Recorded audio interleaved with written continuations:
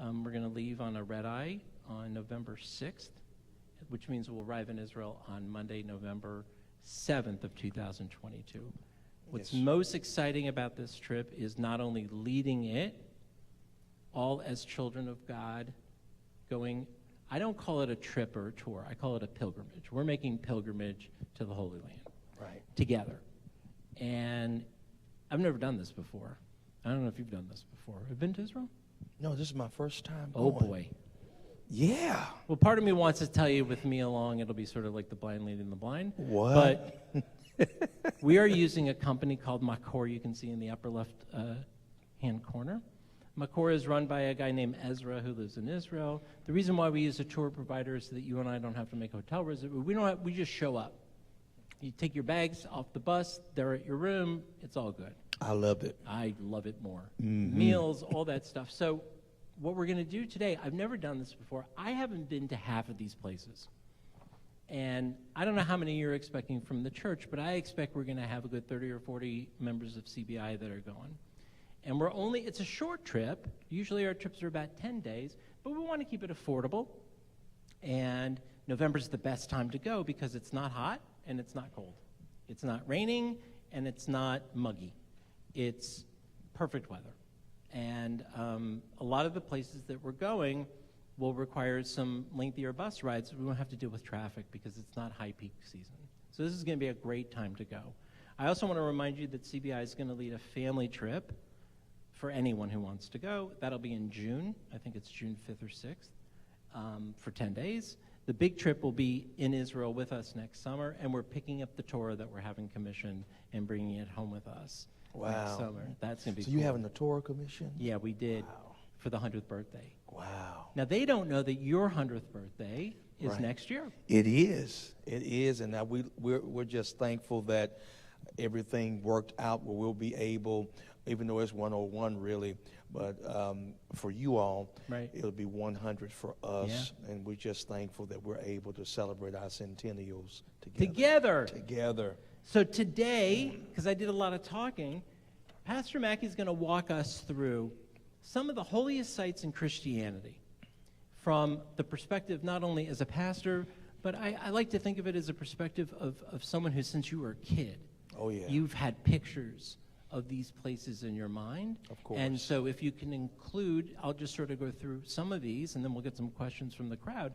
But like, I remember as a kid thinking about the Western Wall, or the Dome of the Rock, or Masada, or floating in the Dead Sea. I want to know, as we go through these, not just the historic significance, and what happened with and around Jesus' involvement in those stories. Sure. But also go back to your childhood and what you think it's going to look like. Because we're going to have our Bibles with us. Okay. We have a tour guide, an educator, but you and I are going to randomly want to pick out texts and say, oh, we just talked about it this morning. I said I want to go to the place where Elijah had the challenge to the Baal worshipers with the fire pans. And I wasn't sure if it's in here. But anyway, if we can focus on not just the historic context, but also, what you're feeling and excitement. Oh, yeah. So this is our draft itinerary, which means it's subject to change. For those of you who've been to Israel before, we are not going to Masada. That's going to be one thing that we're not doing. There's two reasons for that. Number one is, if I never go to Masada again, I'll be fine. It's like being a San Franciscan. Like if you said, hey, let's go to Alcatraz. But that doesn't mean that you can't go off on your own one day and see Masada if that's really important to you. Number two is, we've really done a good 50-50 split between the Jewish sites, the Christian sites, and we're even going to go up to the Dome of the Rock, to the Al-Aqsa Mosque, and see something that I've never seen before, which is what the Temple Mount looks like from the perspective of the Muslim community as well. Okay, so let's go to, forget about all the orientation stuff, let's go to, if you will, Tuesday, November 8th. So tell me a little bit about Jerusalem, and your perspective of Jerusalem and what you're most looking forward to seeing when we think about Jerusalem. Well, what I found interesting is that for our Jewish brothers and sisters, you all would say that for you, Jerusalem is the city of David, correct? But for us as Christians, we say that Bethlehem is the city of David. And the biblical reasoning for that in our scriptures is found in Matthew chapter 2, is when the wise men were coming to see where the baby Jesus was. And they said, well, where is he to be born? And they said, he's going to be born in Bethlehem, the city of David. Because in Luke chapter 2, during the time of Caesar Augustus, when Mary was espoused and was with child with Jesus, everyone had to go back to their hometowns to be taxed. And it's believed that David and his family were raised in Bethlehem. So that's why we consider Bethlehem the city of David. But speaking of Jerusalem, Jerusalem is the place where it all happens. And so we're very excited about going to Jerusalem. Particularly referring to Jesus, it was the place where Jesus was dedicated as a baby.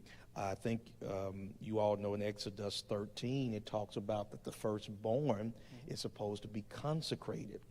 And by Jesus being the firstborn out of the children of Mary and Joseph, they were going to follow that Jewish rite. Which is appropriate, seeing as how he was born as a Jew. Correct. So first of all, the ceremony that you're talking about in Hebrew is called Pidyon Haben.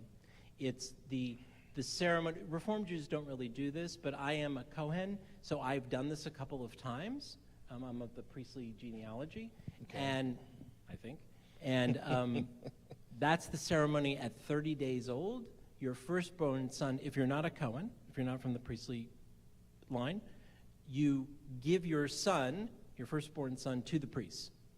And that's what you're referring to. Exactly. And to redeem your son so that you don't actually have to give up your son, you end up paying a tax, a levy, in place of your actual child, and then the priest will accept that money, and then you get your baby back. And the thing about it, Jesus and his family were so poor that they could not give a lamb. They had to give turtle doves in its place. And so it just speaks to his humility.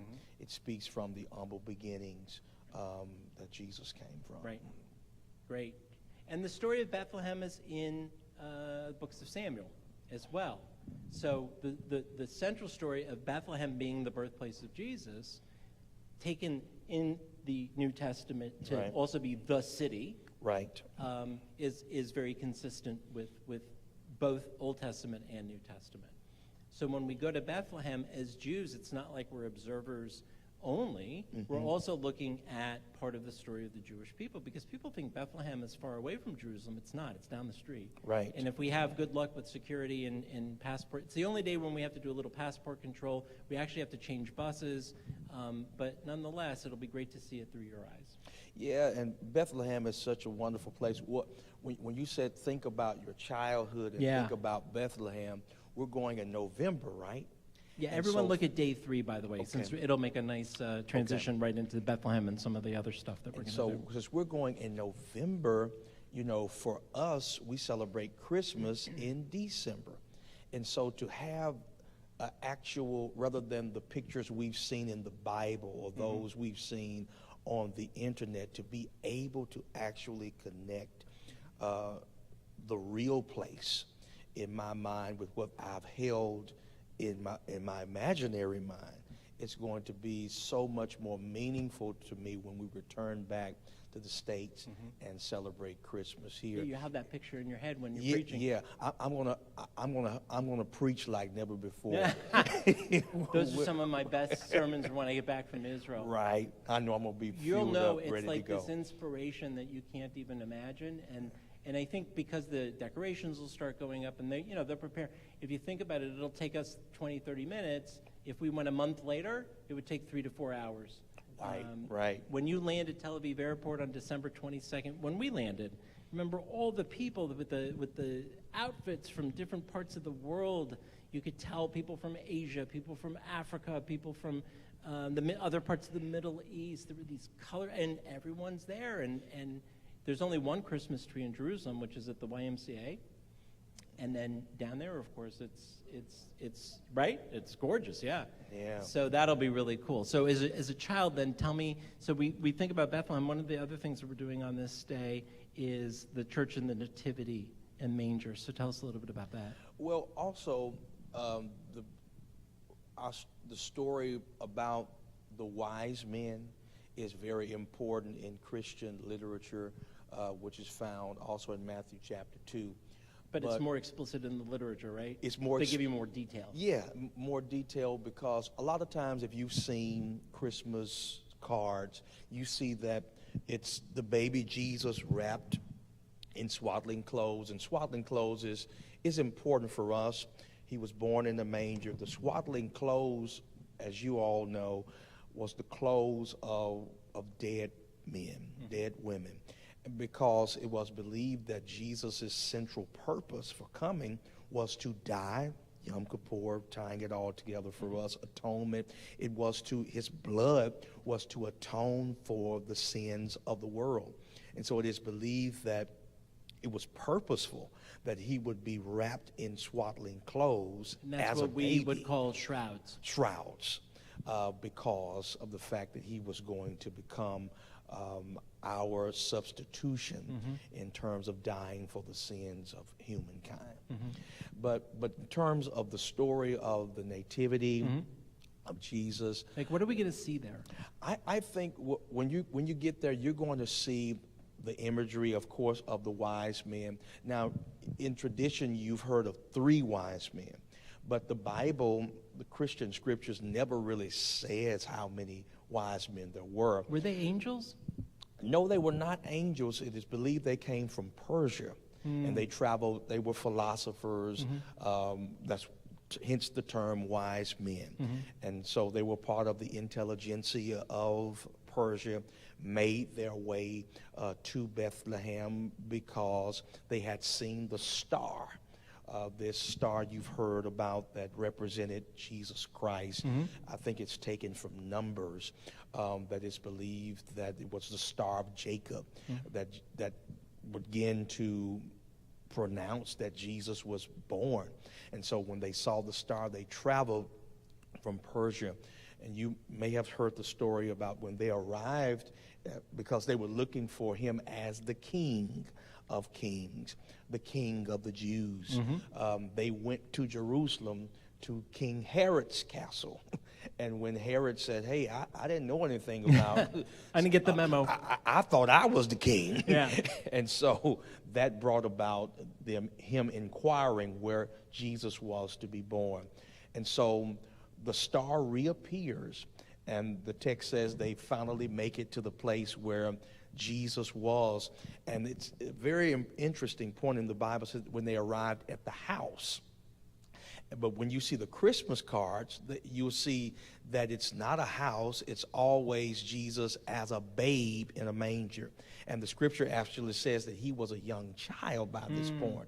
So Christian theologians believe that Jesus at that time was at least 2 years of age. But he had a Jewish mother who coddled him. Of course. Right. That's why you hear nothing about him from after that time until he's 12 years old. But I think that you'll see, and of course, you'll see the wise men bringing the gifts. We believe there were 3 gifts that they gave, of gold, frankincense, and myrrh. And all of them speak to the reality of what Jesus would be. Gold representing him being a king. The frankincense, as you know, it was the incense used for prayers, that he would be an intercessor for us. And then, of course, the myrrh, which was a spice that was used for preservation of those who were dead, to speak to the fact that Jesus would be a preservative of us, for us, and that him being one who provides for us even in the here and now. So yeah, you're going to see all type of pictures, especially the gold, frankincense, and myrrh. You're going to see pictures of King Herod. You're going to see pictures of the star, maybe even and of course you're going to see pictures of Jesus lying in the manger. in the feeding trough with other animals because there was no room for him in the inn. Right. So the whole point of Bethlehem is to experience the place where that happened. Yes. Yes. Totally. And interestingly, on that same day, because it's right there, we get to go to a place called Kehilah. Oh, and one thing really quickly, and we'll talk about this during our orientation meetings before, is the word Messiah translates into Hebrew as Mashiach, and Mashiach means anointed one. So we're talking about there's only one anointed king of Israel. So for Jews, that hasn't happened yet. For Christians, that was Jesus, who was born as the anointed king of Israel. So we'll talk more in context about that as we get closer. That same time, we get to go to Kever Rachel, Rachel's tomb. So if you remember, Abraham, Isaac, Jacob, Sarah, Rebekah, and Leah are all buried in Hebron in what's called the Cave of Machpelah, or the Cave of Matriarchs and Patriarchs. We're not going to be going to Hebron. It's just not worth it for safety reasons. Okay. But it's not that it's not worth it. It's just not a risk that we need to take. But we are going to go to Rachel's tomb, which we know from Genesis is where Rachel is buried. Jacob loses her. She dies during her delivery of Benjamin. And he doesn't have enough time to get her back to the Cave of Machpelah. According to Jewish law, you have to be buried within a certain amount of time of death. And so she has her own tomb there. So that'll be a really neat place to go, because she is, of course, Rachel, not just one of the wives of Jacob, but she is the mother of the tribe of Joseph and the tribe of Benjamin. So we'll do all the tie-ins when we get there to Looking that. forward to it. He went through a lot to get her, too. Yes. Went through a lot. That's so a lot of work. Definitely a love story. 14 years. Yes, 14 sir. years of work. So if we go to the next day, now we're going to go to sites that I've been to, and I know a lot of you have been to, but I want to just sort of walk through with you, and we will try to stick to our time. We have about a half an hour left. Sort of walk us through this day. So we've got the Chapel of Ascension. We've got the Church of All Nations. We've got the Villa della Rosa. We've got the Church of the Holy Sepulchre. This is going to be a very important day. The Bethlehem Day, obviously, will be significant. But this is, if that's about the beginning of Jesus' life, this is about the last couple weeks of his life. Exactly. So kind of walk us through first the Mount of Olives, which as Jews, the Mashiach, the Messiah, will be announced from the Mount of Olives by Elijah the prophet. So Elijah never dies. He ascends to heaven in a chariot. Elijah will descend from heaven. This is not for Passover. Passover, he visits our Passover tables. Right. But he will be coming to announce the coming of the Messiah, or maybe in this case the second coming, I don't know. But let's talk about the Mount of Olives and then sort of walk through that day, which is going to just be packed with all kinds of goodies. Right, and as Rabbi said, we as Christians believe that Jesus certainly did descend from this mountain, the Mount of Olives, as an indication that he was, and we would say is, the actual Messiah. And this is Easter This is starting the week of Easter. If you ever hear us talking about Palm Sunday, it is believed that Jesus was announced by the crowds because they were there for Passover during that particular time, and they were saying Hosanna. And as you all know, Hosanna means save now. And they were announcing, saying, Hosanna to the King. Blessed is he who comes in the name of the Lord. And it is believed that that particular crowd at that time was inaugurating the fact that Jesus for them was the Messiah. And so this is the first time publicly that you would see Jesus riding in on an ass coat, as he's coming into the city of Jerusalem, going back, I believe it's Zechariah 9:9, that talks about when the Messiah will come, he will come riding in on the coat, the form of a donkey. And so it is believed it happens on this day, Palm Sunday, that he's coming into the city of Jerusalem. And so he goes through the Mount of Olives, and that begins for us Passion Week. Palm Sunday begins Passion Week. So from Palm Sunday all the way to the next Sunday, and Sunday, of course, after that particular day is Easter, which is the highest and holiest day for us, where we believe that Jesus rose from the dead. So in Jewish tradition, it is very expensive but very holy to be buried on the Mount of Olives. So there are people who die in the United States who have purchased plots on the Mount of Olives.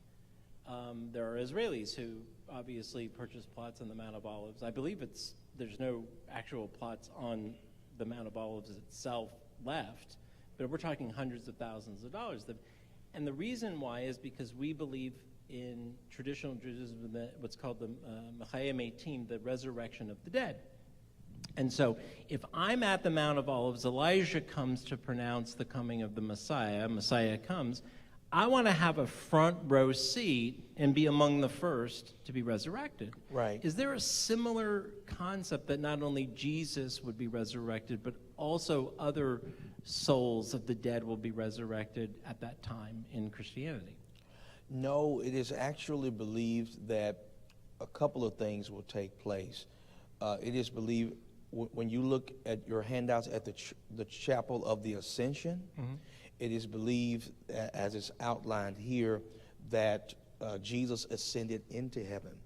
And we take this account from Acts chapter 2, and it says that Jesus ascends into heaven. This is 50 days after he has risen from the dead. And the angel says to the disciples who are standing there with him, "Why stand you here gazing? Because the same way that he leaves is the same way that he will return." So we believe that based upon that particular scripture, that Jesus, when he comes back for us, that it will take place there at that particular at spot, the Ascension, at the Chapel of Ascension. So similar to how the Al-Aqsa Mosque covers the Dome of the Rock covers the rock from whence Muhammad ascends, and I assume descends as well. We have a story in Jewish tradition, we read it on Rosh Hashanah, of Isaac on that same spot under where the Golden Dome is, being sacrificed. It's the Akedat Yitzchak, being sacrificed, almost sacrificed by Abraham. There's a midrash, which is not in the Bible, it's the color commentary that comes later on from the rabbis, that Isaac actually dies there. That Abraham actually sacrifices him. He dies, and then he is reborn, if you will. There are a lot of similarities between Isaac and Jesus, by the way. Of course, and you know I'm ready to talk about those. And that's going to be big fun.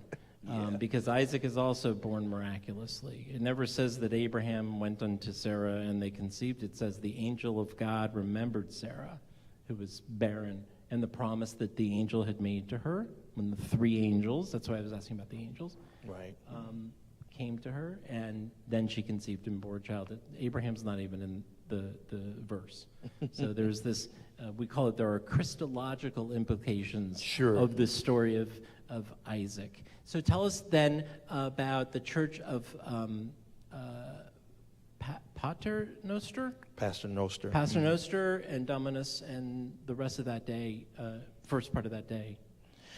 You will find in a lot of instances that Jesus is, when he is teaching and preaching, that he ascends to a mountain, basically because he wants to kind of create an amphitheater kind of setting where thousands of people are following him and they want to hear him clearly.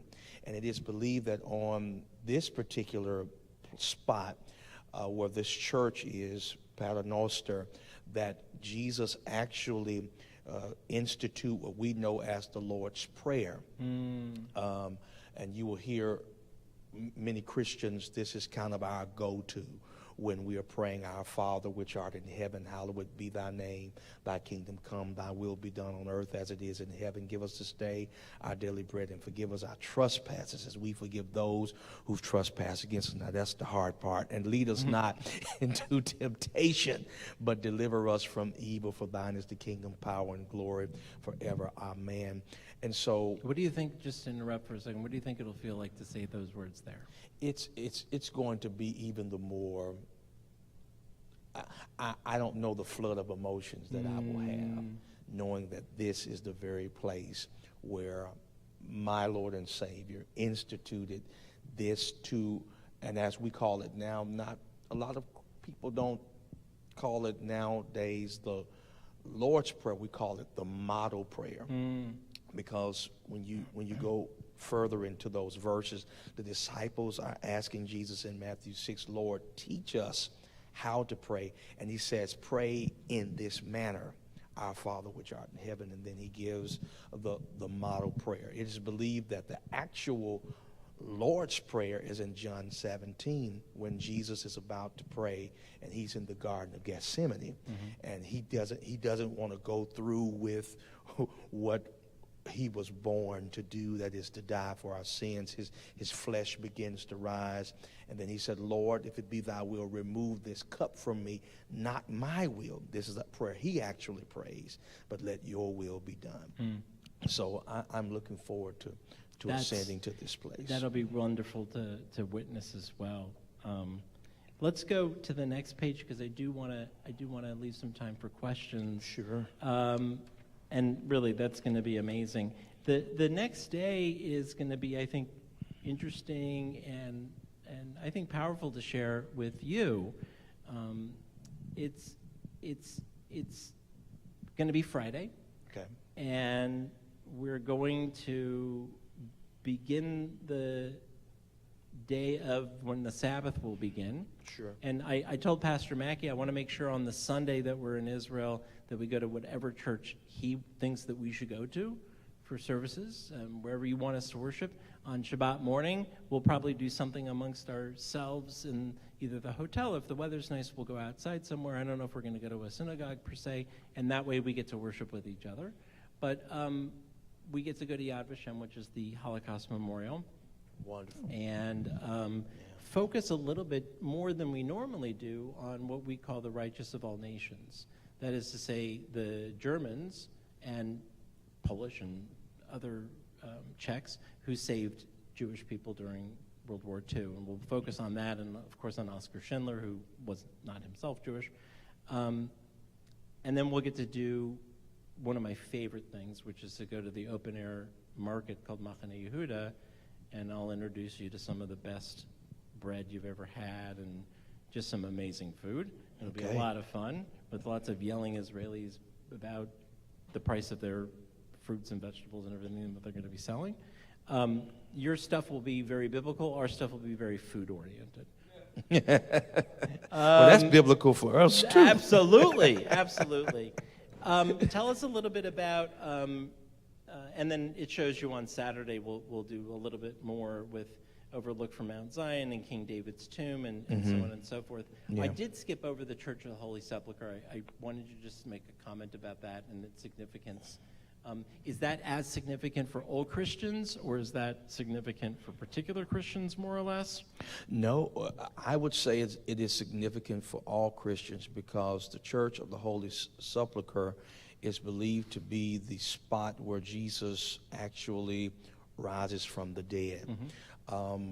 We believe that when Jesus died on that Friday afternoon, that he's placed into Joseph's tomb. And from there, it is believed that on that particular spot, that Sunday morning early, if you all watch me often when I'm preaching, you hear me say, early, early. And the church is early, early, because we believe that Jesus rose early, even before the dawning of the day, early Sunday morning, and was granted all power to be in his authority.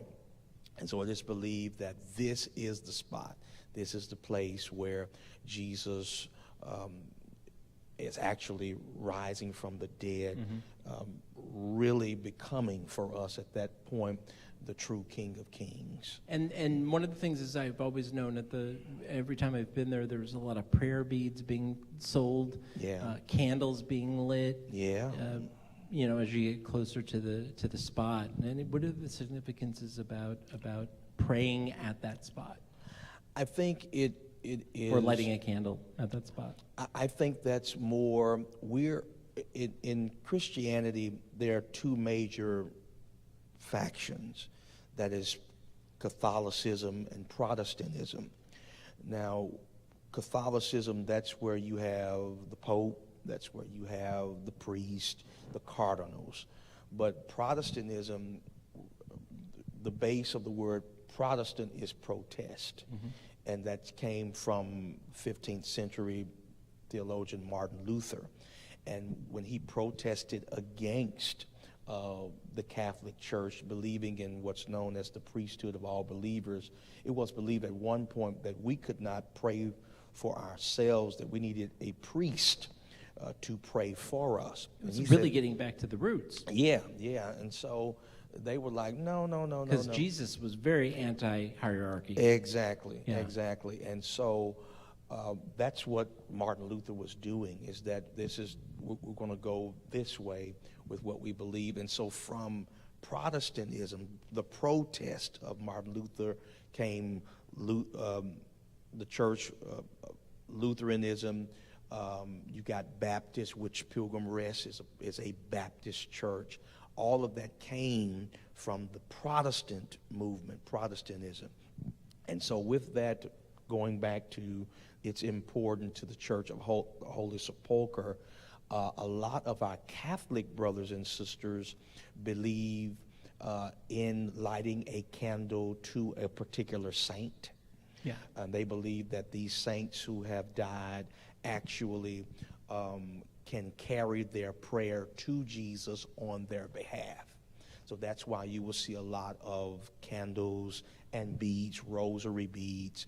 If you have Catholic friends, they pray what they call the rosary. Hail Mary, full of grace, blessed thou among women, blessed the fruit of thy womb, Jesus. And so you'll see a lot of that, but that's more so those who are of the Catholic influence. Their tradition. So you'll see that when we write and put little notes inside the western wall, we're doing a similar act, which is, this is sort of God's central address on earth, the outer wall of the holiest of holies. And so we put little notes in the wall there with the same idea. A wall can be an intermediary, a grave can be an intermediary. In Judaism, the graves of the great rabbis are places where people go and will say prayers. I do want to get to questions. I want to just talk about Nazareth Sure. By the way, we're going to have full-on orientation meetings, probably starting in about, I don't want to get too much close to Christmas, but probably we'll work out our schedules, I would imagine, sometime October, maybe beginning of November, then we'll give you a break until after Christmas. Sure. But we'll have lots of discussions, and then again, pricing and hotels and all that. Tell us a little bit about Nazareth, because I know that's going to be another very long but very cool day. Yeah, Nazareth is believed to actually be the place where Jesus was raised. Bethlehem is where he was born, but it's believed Nazareth is the place where he was raised. And at that particular time, Nazareth was not, it wasn't Paradise Valley. Okay? It wasn't a place that you would really want to live. And that's even when Jesus was believed to be the Messiah by some of his disciples, the question was raised, can anything good come out of Nazareth? But we believe that all of that... We say that about Stockton in California. Is that what... Yeah, if you grew up in California, anything could come out of Stockton.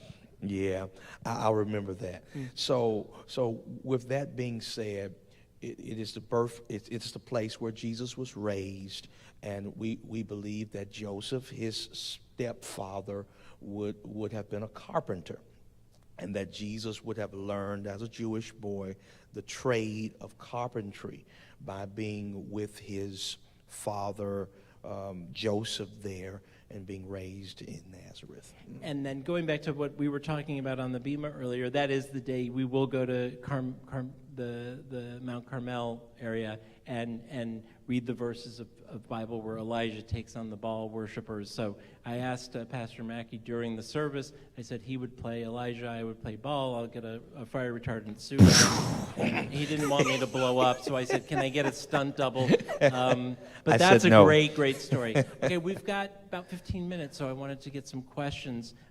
There's so much to go over. Again, You're going to notice a very different trip. Most of our time in Jerusalem, very, very, very little time in Tel Aviv, with a lot of bus trips. But we thought with the amount of time that we're going to be there, it would be best to not have you packing, unpacking, and all of that stuff so much. Yes, sir? The Torah will be picked up actually on the June trip. Yeah, because we're hopefully going to be reading from the new Centennial Torah next High Holy Days. And then I wanted to ask, well, I went the first time, and it was exciting. Like going to Kippur, so that was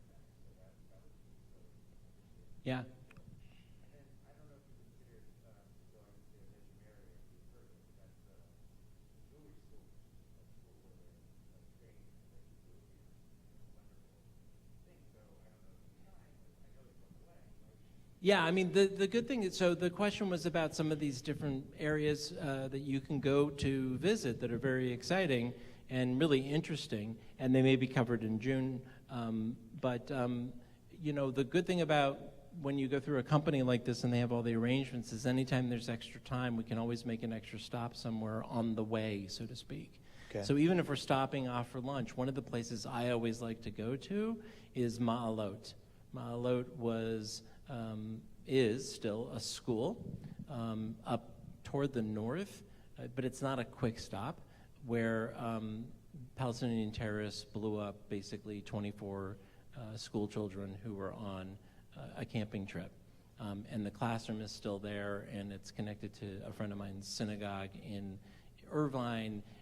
There are lots of these little jewels, even if they're sad places to visit. But you'll also notice there's a lot of places we're not going, just don't have the time. That'll have to be the trip part 2.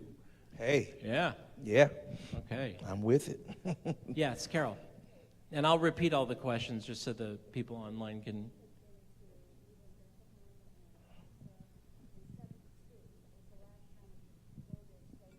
Mm-hmm.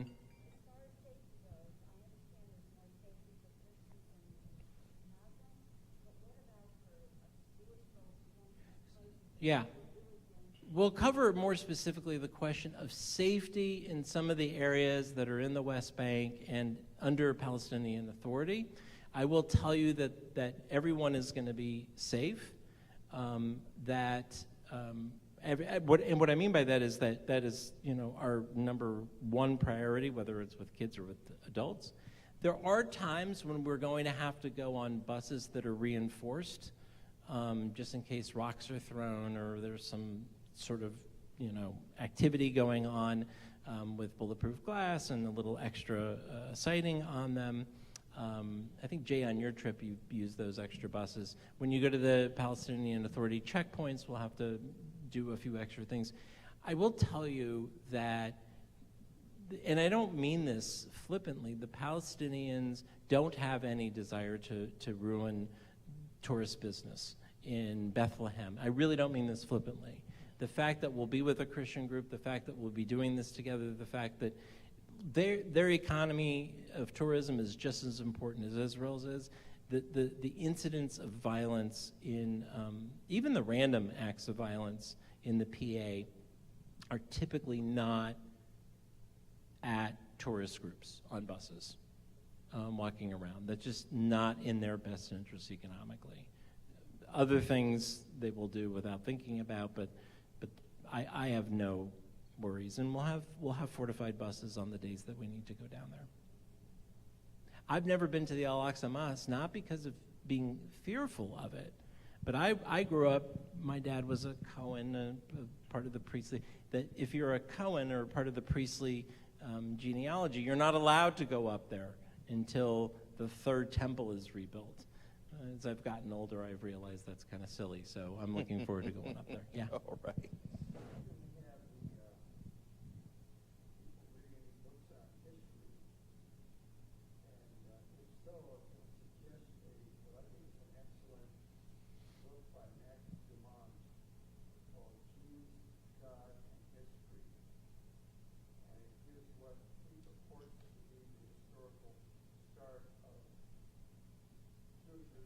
Mm-hmm. He's got a very long chapter on Jesus, Mm-hmm. on the start of the Christian religion, the whole history of the start of the religion, but also has a chapter on the Muslim religion. Mm-hmm. I think this is an excellent background, and it was also backed up, part about Jesus' life in the book is backed up by a PBS program on around Easter time Mm. that is called From Jesus to Christ, and the two are synonymous. They follow each other historically. Interesting. So actually, you're raising a really good idea, which is part of what we can do in our preparations is provide a reading list, and maybe each pick a couple of books, not Right. just historic. So the question had to do with, it was actually more of a point of a recommendation of books that give us historic context of the events that took place. And one of the books that I would probably pick, I don't know the name off the top of my head, is really discussing the period of the Pharisees and the Sadducees. Oh, wow. And because I think that explains a lot about what was going on that not only made Jesus so popular, but made Judaism, temple Judaism, fall apart, completely just implode. And it had to do with this, what we call sinat chinam, which was the senseless hatred of one Jew against another Jew that was really illustrated in the fights between the Sadducees and the Pharisees. Jesus being a Pharisee, the rabbis, the early rabbis being Pharisees who hated the priesthood. Right. And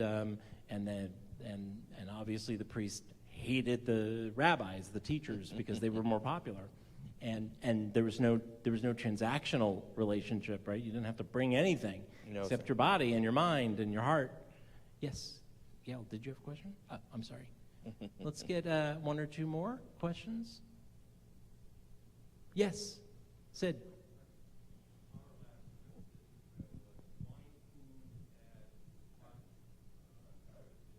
Nice.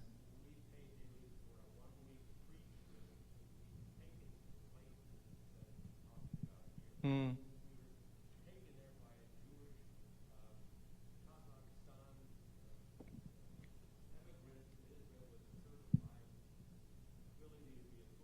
Right.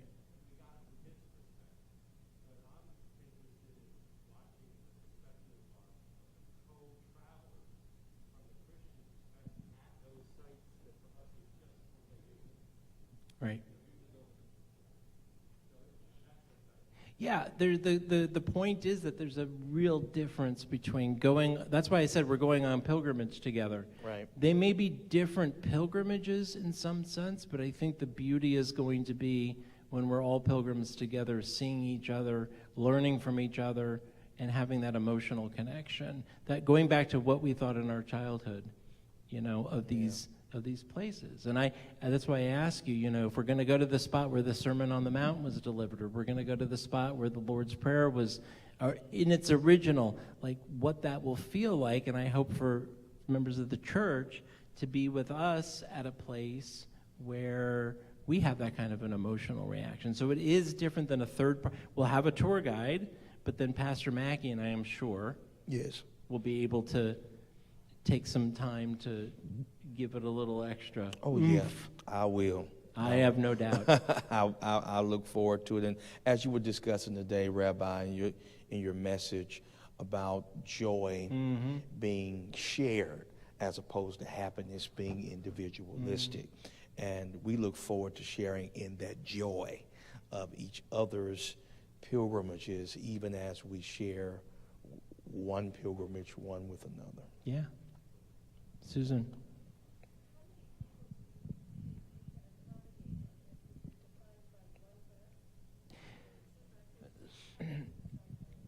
It'll be what it'll be. So Cantors coming also. So technically I'd like to have one of us on each bus. It would be great to obviously say we're going to cut it off at 45 and it's just me and the pastor and Cantor and one bus, but I think it's probably going to be more than that. So we can have as many buses as we want. And what's great about that is it lowers the price a lot too. The more people you get going, the lower the price gets. And we are trying to keep it. This isn't going to be, usually when we do a Beth Israel trip, we try to do a 4+, 5-ish star trip. I think we really want to get a lot of people to go, and we can make some budget cuts, but also make it more of a solid 4-star trip. And I think that it'll be lovely. But our goal is to get a lot of people together to do this. Yes. Yes, yes, and yes. Yeah. How many do you think will come? Times 10. Our church is really excited about this venture. I don't want to put the cart before the horse. No. But I'm saying we would at least have at least 50, if not more, that will go. Yeah. Yeah. So that will be I'm cool. thinking maybe times 2, but Yeah. at least 50.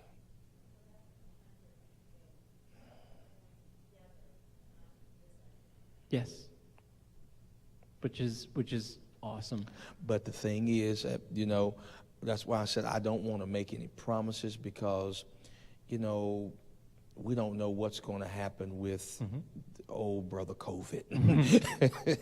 And so some of the members that I would think would go would be those who are older, but they may not want to just because just still have trepidation with respect to The hope is 14 months by now. yeah. So From now, that'll be praying. better. It's also a long trip, and it's a long journey and a short trip. So there's that to take into account. But the trip will not suffer because of the amount of people.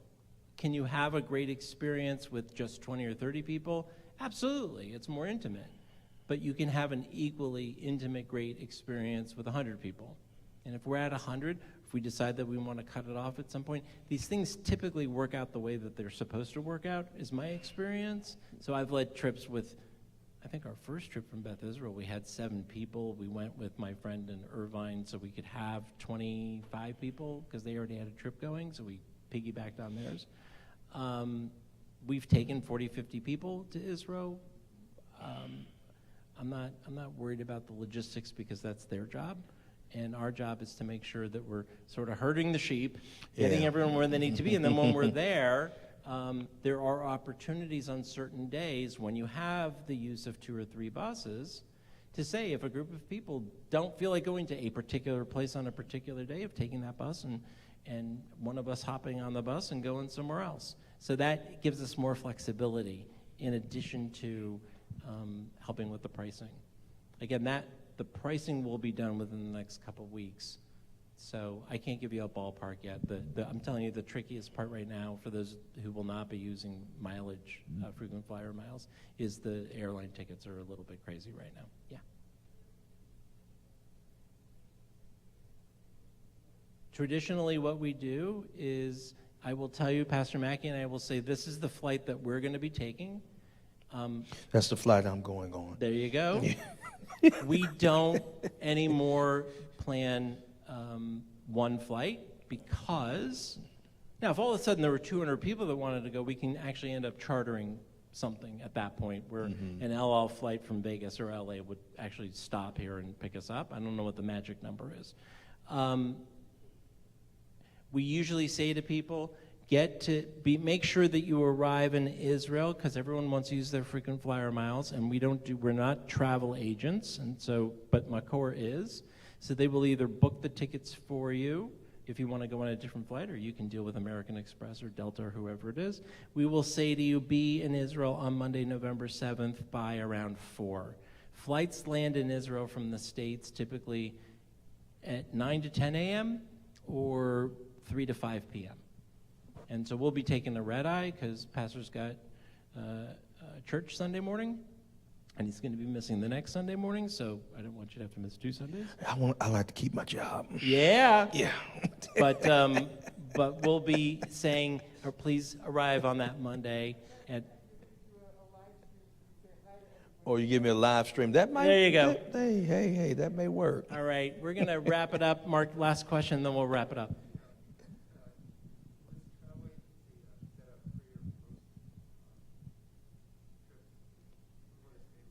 So the question, and this is always a question, is if I want to stay a few extra days, if I want to go a few extra days, yes, my understanding is they may not be able to guarantee the group price on the hotel room per se, but they will be able to work on that with you according to what your needs are. I know a lot of people have this thing now. They go to Israel and they want to go to Abu Dhabi, or they want to go to Dubai. They want to go to somewhere new because of the Abraham Accords. That you would deal with on Makor, and if they can't do it, they'll tell you. But usually if it's a few extra days, it's not a problem, especially in the airport. Okay, I have to actually run back to the synagogue. Thank you all so much. Josh, thank you for sticking it out with us. And Pastor, thank you again. My pleasure. I can't wait for this trip. It's going to be big fun. I'm waiting. I can't wait. Yay. Thanks all. All right. Good Thank Yontif. you. We'll see you soon.